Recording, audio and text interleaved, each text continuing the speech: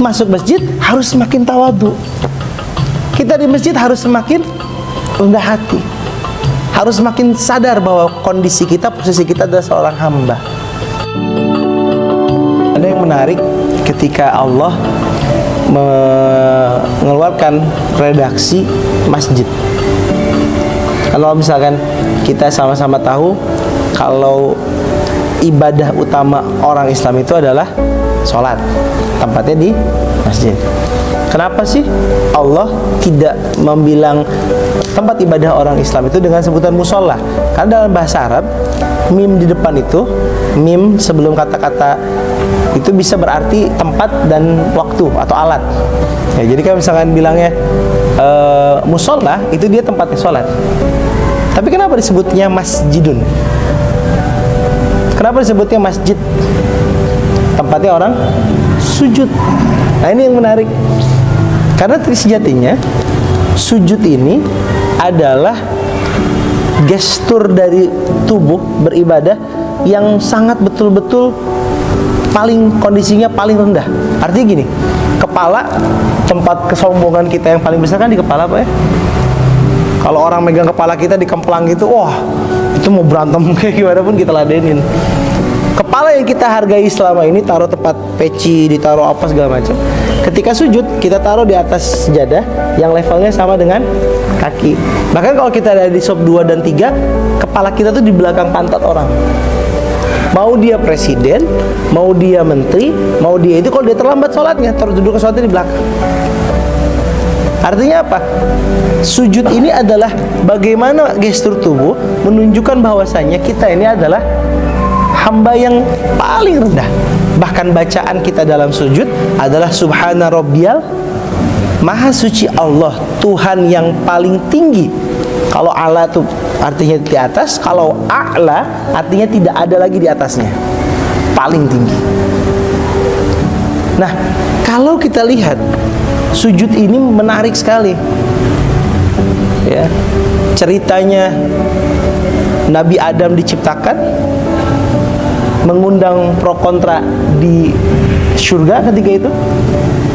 Malaikat protes kan ketika Allah bilang saya akan menciptakan manusia. Di Al-Baqarah ayat 30. Ini jailun fil ardi khalifah. Kata mereka, kata malaikat, ataj'alu fiha mayufsidu fiha wa yasfiku dima. Apakah engkau akan membuat makhluk yang hanya akan merusak dan menumpahkan darah? Allah tidak menjawab apa-apa kecuali saya lebih tahu dari apa yang engkau tidak ketahui. Dibikin manusia, dan ketika Adam diajarkan nama-nama, perintah awal adalah sujudlah sama Adam. Semuanya bisa sujud kecuali satu makhluk bernama iblis. Kenapa iblis tidak mau sujud? Karena iblis merasa lebih baik dari Adam. Kata kuncinya adalah, kata kunci yang menolak, membuat iblis menolak untuk sujud itu adalah kata-kata istakbaro. Istakbaro ini kan bahasanya aba wastakbar, menolak dan merasa lebih besar. Nah, takabur ini adalah merasa posisinya lebih baik dan menganggap orang lain lebih rendah. Nah, jadi kalau kita lihat, kebalikan dari sujud adalah takabur. Kebalikan dari sujud adalah merasa lebih baik. Kalaulah masjid ini adalah tempat orang untuk bersujud, maka output terbaiknya adalah orang-orang yang ada di masjid, orang-orang yang tinggal di masjid, orang-orang yang memakmurkan masjid.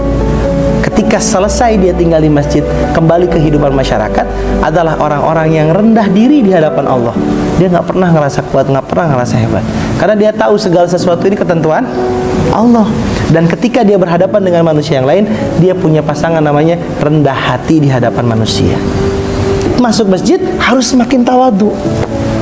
Kita di masjid harus semakin rendah hati, harus semakin sadar bahwa kondisi kita, posisi kita adalah seorang hamba. Nah, disinilah masjid bisa makmur, bisa menarik banyak orang. Kapan? Ketika orang-orang di dalamnya tidak lagi berebut siapa yang paling hebat, siapa yang paling berpengaruh, siapa yang paling berkuasa, tapi mereka semua berebut siapa yang paling rendah di hadapan Allah dan siapa yang paling rendah hati di hadapan manusia itu. Dua kata kuncinya, rendah diri di hadapan Allah, rendah hati di hadapan manusia. Jadi outputnya orang masjid itu. Kalau disebut orang ormas, orang masjid apa? Bukan mereka yang hebat. Wah, masjid aku bisa gini, masjid aku bisa gitu. Enggak. Tapi yang mau belajar, mau memperbaiki diri, tidak pernah merasa puas, mau dikasih masukan, tidak berebut pengaruh. Karena dia yakin tugas dia di sini bukan untuk membahagiakan manusia. Dia ada di masjid, dia mau melakukan masjid murni, semuanya hanya untuk mencari ridhonya Allah. Dan dimensi makmurkan masjid ini adalah dimensi iman. Karena perintahnya adalah perintah untuk orang yang beriman. Artinya apa? Kalau Allah sudah merintahkan sesuatu dengan dimensi iman, disitulah kita tidak pakai logika. Peace.